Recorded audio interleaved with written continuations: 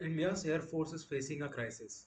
Against an authorized strength of 42 fighter squadrons, the Indian Air Force today operates only 29. And this is a dangerous gap. Given the two front scenario of China and Pakistan, so how did we reach here? In today's video, I'm going to explain how did we reach to this 29 squadron strength position. The answer lies not only in delays of modern jets, but also in some long-term mistakes made decades ago, especially the bulk purchase of Soviet aircraft like the MiG-23 and MiG-27. In the late 70s and 80s, India bought large number of Soviet MiG-23 and MiG-27 fighters. At the time, this seemed like quick fixes, cheap, available, and capable of ground attack. I think I don't remember exactly, but HAL has signed a license deal for MiG-23 and MiG-27 and manufactured in India only. But they were never future-proof. These jets are maintenance heavy, had poor serviceability, and suffered high accident rates. They were also literally called flying coffins. Before MiG-21s, MiG-23 and 27 fighters were called flying coffins. Despite this, they formed a large chunk of India's squadron strength. And why they were bought? They were bought as a replacement for MiG-21s at that time. And were MiG-21s replaced? No, they are recently retired by our Air Force Chief. And there is another layer here. According to the Mitrokhin Archives, which documented Soviet intelligence operations, particularly KGB, formerly known as, sorry, particularly KGB, which is now known as FSB, actively influenced defense purchases in India during the Cold War era.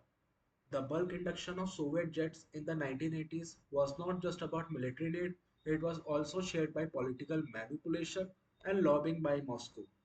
And in the hindsight, that strategic dependence on the Soviet supply chain weakened India's long-term air power planning. And as many of us already knows, how KGB influenced our Indian government, Indian bureaucracy, and Indian judiciary at the time of 1980s, particularly after the war of 1971 and liberation of Bangladesh, as Soviet helped India during that war against the United States Navy. That I will discuss in another video. The problem came home when these jets aged out. The MiG-23 was phased out in 2009. The MiG-27, once called the Bahadur, retired in 2019 with last squadron decommissioned at Jodhpur. At the same time, many MiG-21 squadrons were also winding down. This created a retirement cliff, multiple squadrons disappearing within a single decade, leaving the Indian Air Force exposed. And if replacement has been ready, this could also be managed. But our mighty Tejas program suffered decades of delays. And even today, Hindustan Aeronautics Limited (HAL) struggles to deliver the Mark 1A fast enough due to engine problems. Because we were never able to fund our indigenous engines, and we only hope our scientists to make a good engine from peanuts only. The amount of 4,500 crore are just peanuts for making a complex technology like jet engine tech. That is one of the most complex technologies available in the humankind. So that is not enough. Even China, after investing billions of dollars, are, was not able to achieve even 90 kilonewton thrust. So continuing with the main section, the MMRC competition collapsed and Rafales come only in handy numbers of 36, which hardly forms two squadrons. One squadron is placed in Ambala and one in Hashimbara. The result, as a mix retired, replacement did not arrive in time. Squadron strength dropped steadily. The bigger mistake was strategic. By buying mix in bulk under Soviet influence, India solved a short-term crisis, short-term need, but ignored the long-term requirement of building an indigenous fighter industry. Imagine if the same energy and funds had gone into developing a local aircraft program in the 80s, India would not be scrambling today. Instead, dependence on foreign suppliers created a structural weakness. So, in my conclusion, that buying these jets has created uh, much deadly for the jets proved much deadly for the Indian Air Force.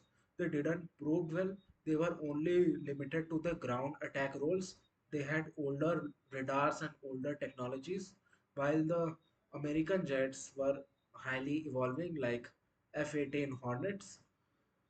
And China was also developing its technology with J-10, J-11, and now we all know they have J-35, J-20 stealth jets. So why the IAF struggling today? Because decades of long-term investment were not made. Instead, they were only short-term decisions, foreign influence, bureaucratic failures, and procurement delays hollowed out our squadron strength. Until Tejas, MRFA, and MCA are inducted, the Air Force will remain underpowered. That is the harsh reality. My friends, that is the harsh reality. And lesson is clear. Lesson is clear for life also, for particularly country also. Never trade long-term strategy for short-term fixes. Thank you. Thanks a lot.